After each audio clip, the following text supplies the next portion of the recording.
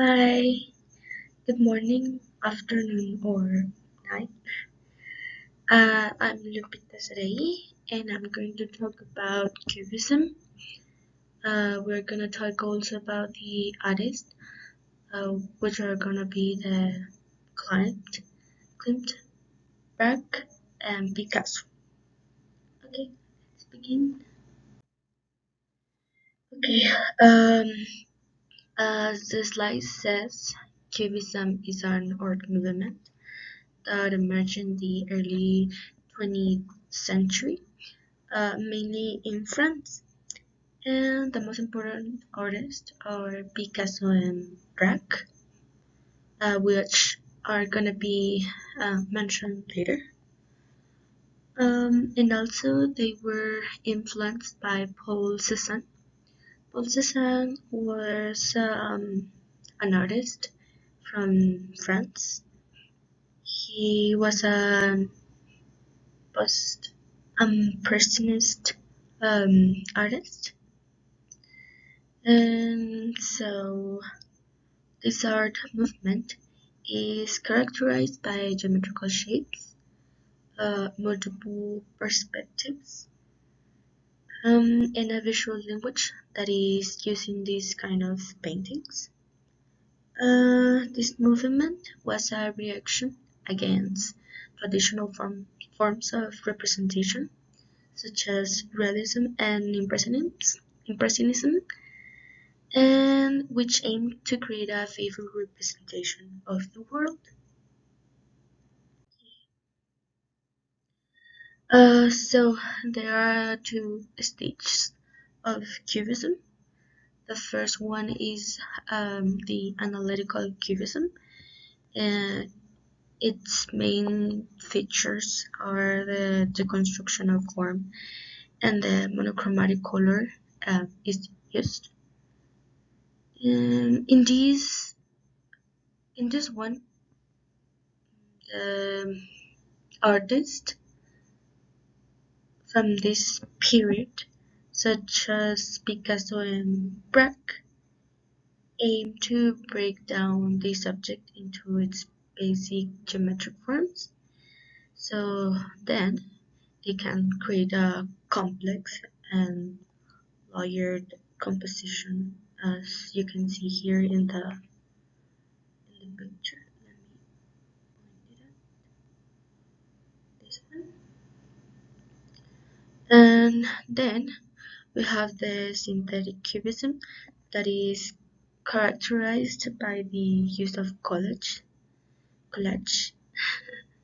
and bright colors. Here, the artist began to incorporate everyday objects and materials into their work to have a final result, a more like playful and experimental approach to cubism. And we can see here also in the image the materials that I mentioned with um, like um, um, everyday objects. So, yeah. Okay, okay. So the next one is Cubism impact. Well, Cubism has a positive and negative impact or reaction. Nevertheless, um, a positive one is that it has a kind of deep impact on our world, inspiring, for example, futurism, uh, which is on the right side, this one, and surrealism on the this one here. So Cubism is also related to or has an impact in the development of the abstract art. Um, so, on the other hand, A really critique um, of this movement is that people call this painting as abstract ones and that they are not easy to understand, like here image. Um, so due to the lack of emotion, that is why is that is why it is criticized, and because of the geometrical shapes are weird to comprehend, as we can see here in this image. I mean, we can not like mm, know what is this image, or what image is the artist wanted to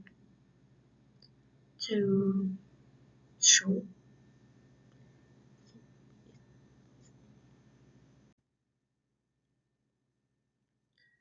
Okay, so let's begin talking about the artist.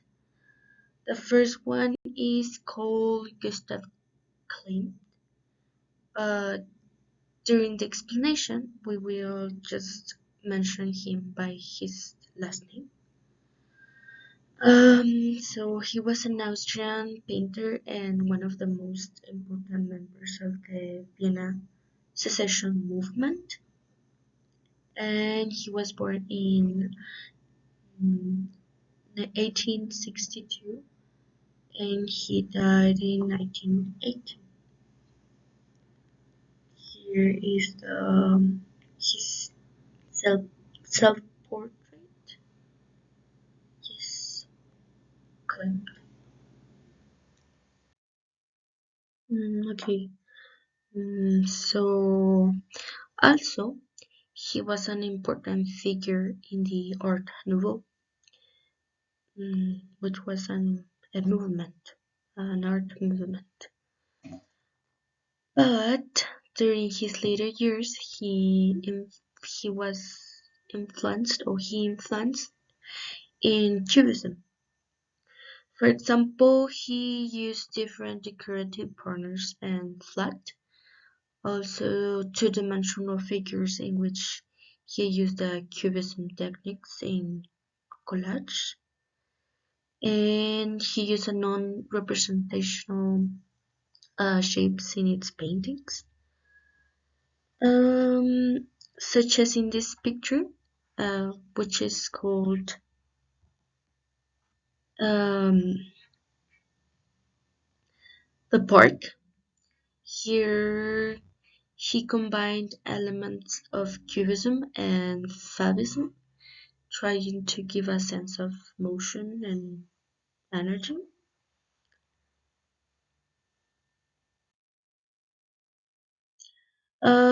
Two of his most famous paintings were the on the left side. It is called um, uh, Portrait of Adele Blush Bar first, and the next one here is called The Keys. Here we can see that there are like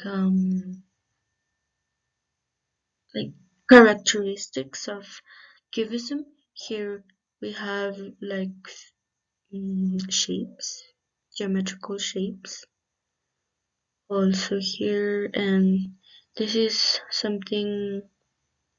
Um, it looks the same as the last one. So yeah,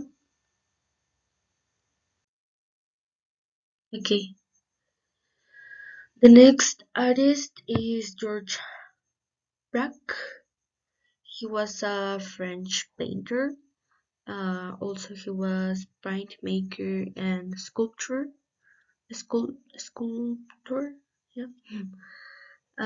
His most notable contribution were in his alliance with Cubism from 1905 and the role he played in the development of Cubism due to he and Picasso refined the visual language of this movement.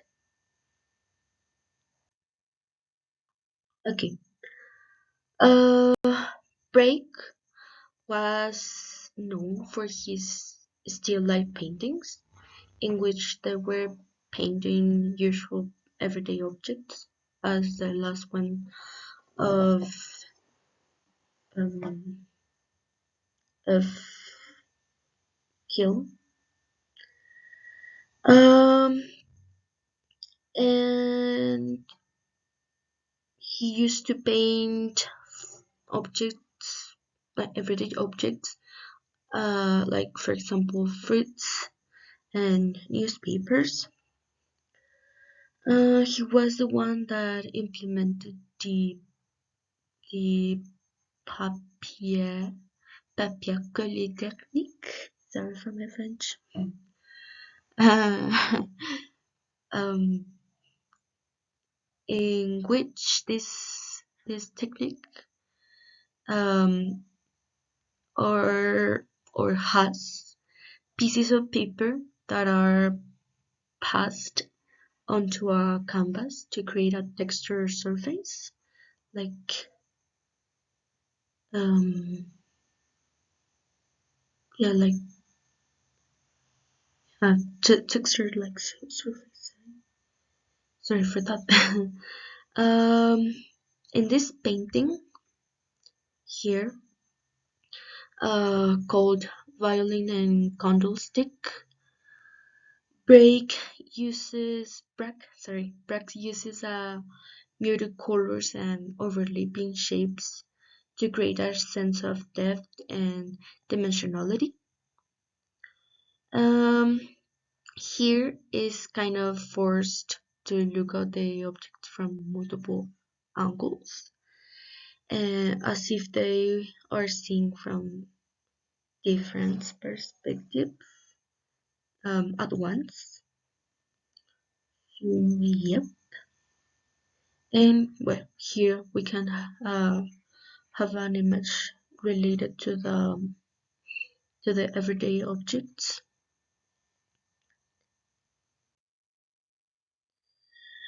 And two of his most famous paintings are the here's called this one is called uh, the Viaduct Lestat,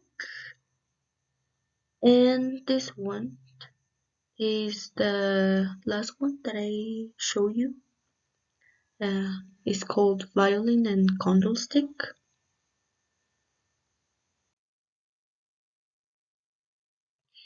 And okay, let's continue with the last but not the least important. Is Pablo Picasso. He was a Spanish painter, sculptor, printmaker. He also used to do create ceramic, and he was a theater designer who spent most of his adult life in France. He's maybe the most well-known Cubist artist. I mean, most of us know him. His work had a influence on the art world and paved the way of the future um, abstract artist.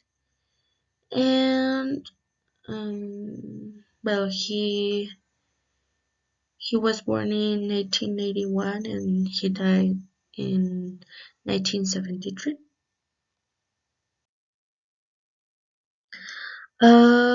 So there was a cold blue period that is related to this image, which was characterized by somber melancholic, melancholic, melancholic.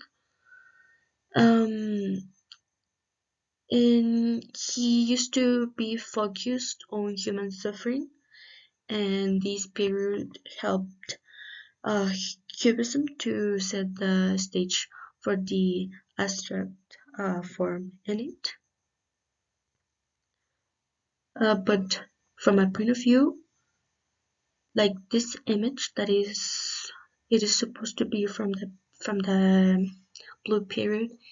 It doesn't look like a Cubism painting, but it's supposed to be. So yeah. Moreover, uh, related aspect to abstract art is seen in his painting, which is called Le Demoiselle d'Avignon, uh, which is this. In it, Picasso broke down the convention of art by representing the body of the woman, as we see here, and but it was in a abstract form.